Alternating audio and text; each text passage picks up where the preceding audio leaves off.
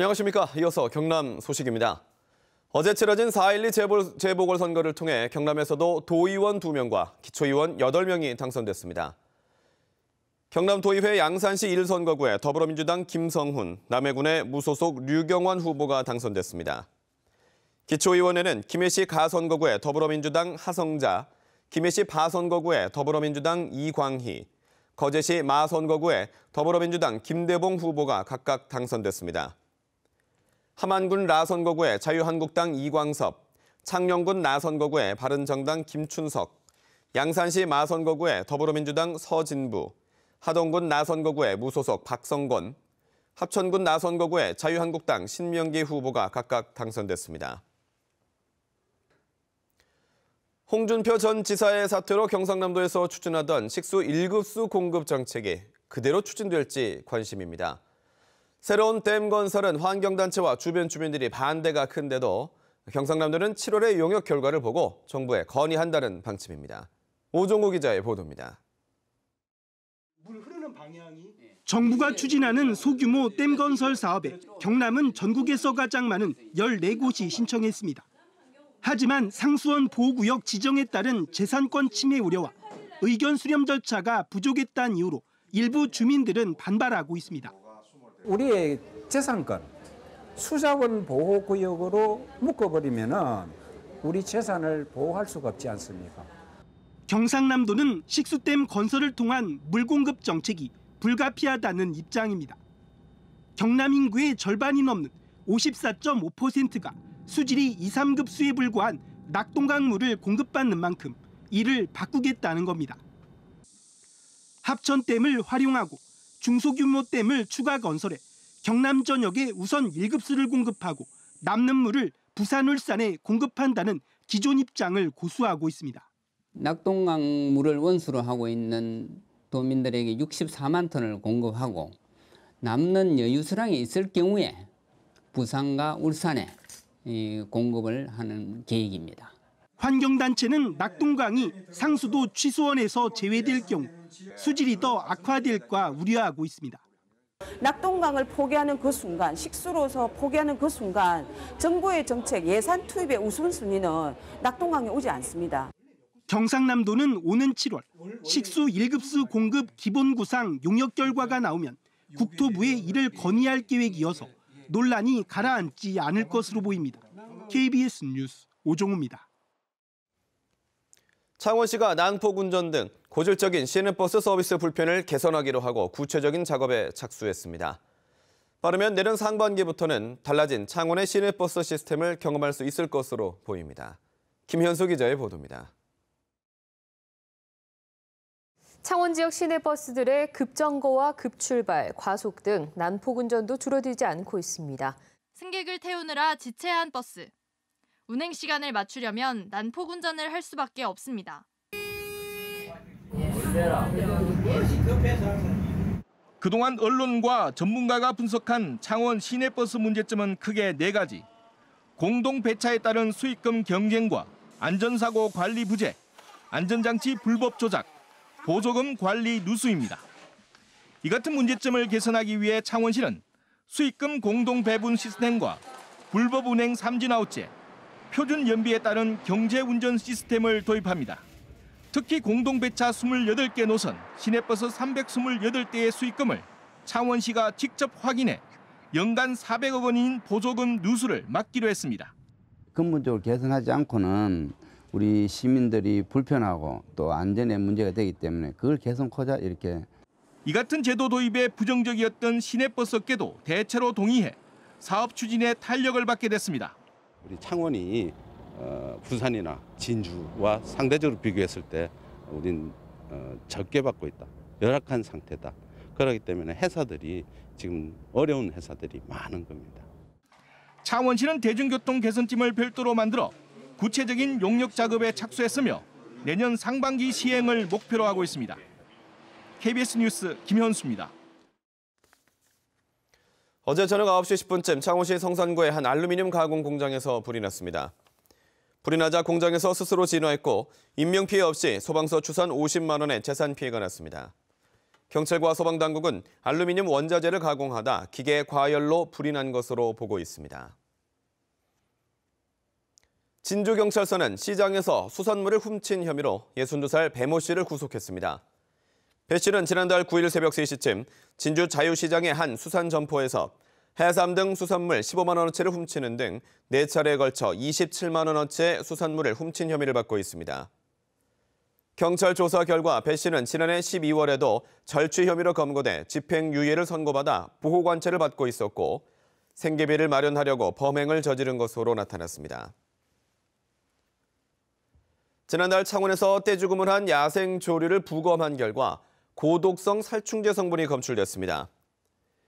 창원시와 창원 중부경찰서는 지난달 12일 창원시 성산구 사파동에서 직박구리와 까치 등 124마리가 죽은 채 발견된 것과 관련해 국립환경과학원에 부검을 의뢰한 결과 고독성 살충제인 포스파미돈이 킬로그램당 106mg 검출됐다고 밝혔습니다.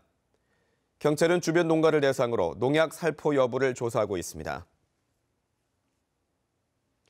수십억 원의 부정대출 혐의를 받고 있는 거제수협이 수협중앙회 감사 결과에 따른 징계 요구마저 감경해 솜방망이 처분을 내렸다가 중앙회로부터 또 감사를 받았습니다. 결국 중앙회가 요구한 징계대로 따르기는 했지만 거제수협의 막무가내식 운영을 보여줬습니다. 보도에 손은혁 기자입니다. 담보 가치를 부풀린 부정대출과 임대차 계약 문제로 경찰 수사까지 받은 거제수협. 수협중앙회는 여기다 조합의 냉동창고가 일부 비어있는데도 조합장 가족의 냉동창고를 사용해 2억 4천여만 원이 낭비됐다며 감사 지적했습니다. 조합장 동생이 실질적으로 거기를 운영을 하고 있었고 단가를 배우니까 개념으로 계약을 한 겁니다. 이 같은 문제로 수협중앙회가 징계 요구한 사람은 모두 16명. 조합장 정직 3개월 등 중징계인 정직과 감봉이 대부분일 정도로 비위가 심각하다고 판단한 겁니다. 하지만 거제수협 이사회는 이 징계를 모두 경감했습니다. 정직 3개월을 받은 조합장이 견책으로 2단계 낮아진 것을 비롯해 정직 7명, 감봉 6명, 견책 3명이던 징계를 감봉과 견책, 경고로 낮춰준 겁니다. 저번 요구서도 아무도 안 못한 데였다. 견책으로 가자고 전부 다 이사회 얘기해. 수협중앙회는 징계 요구대로 이행하라고 이사회에 재의결을 요구했습니다. 또 의결 과정도 규정을 지키지 않았다며 감사를 한 것으로 전해졌습니다. 일방적으로 감경 처분을 해버린다. 이것은 감사권에 대한 도전. 이거는 굉장히 엄격하게 처리를 해야 될 부분이거든요. 중앙회의 징계 요구마저 무시하고 경감한 거제수협에 대해 비판의 목소리가 커지고 있습니다. KBS 뉴스 손원혁입니다.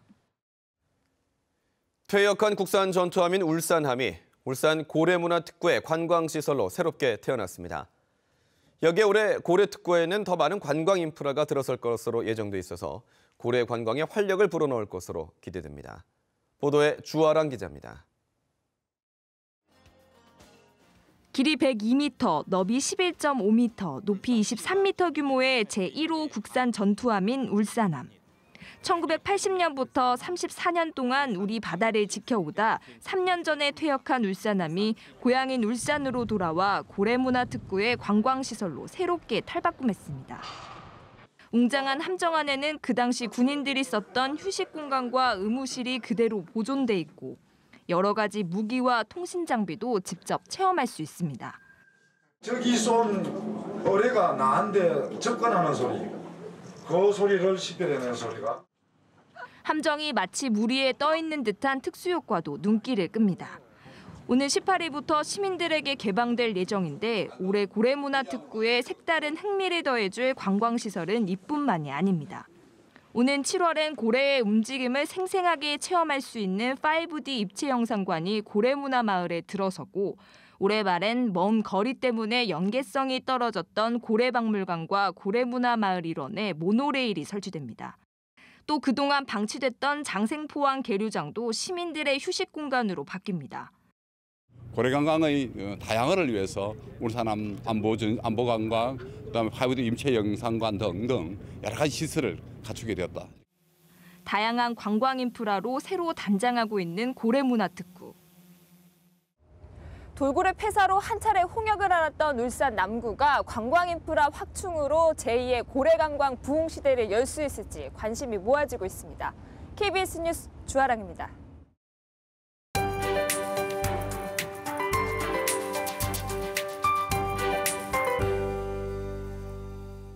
오늘은 일교차가 무척 크게 벌어집니다. 낮에는 20도를 웃돌며 포근한데요. 아침 저녁으로는 10도에 못 미치는 곳이 많습니다. 오늘 옷차림에 유의하셔야겠습니다. 한편 오후에 북서 내륙에는 소나기가 내리는 곳이 있겠습니다. 천둥, 번개도 동반되겠고요. 그 밖의 지역도 빗방울이 약간 떨어지겠습니다. 가방 속에 작은 우산 하나 챙겨 나가셔야겠습니다. 경남 지역은 오늘 남해상에 위치한 고기압의 영향을 받다가 점차 그 가장자리에 들겠습니다.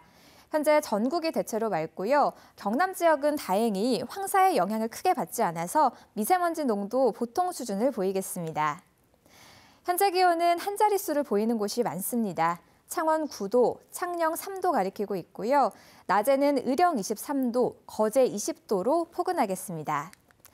경남 서부 지역에는 건조주의보가 내려졌습니다. 불씨 관리 잘 하셔야겠습니다. 현재 기온은 10도를 크게 밑돌고 있지만 낮에는 20도를 웃돌며 일교차가 무척 크게 벌어지겠습니다. 바다의 물결은 동해 남부 해상에서 높게 일겠고 물결은 점점 더 높아지겠습니다. 내일은 점차 구름이 많아져서 주말인 토요일에 비가 내리겠고요. 일요일에는 활동하기 좋겠습니다. 기상정보였습니다.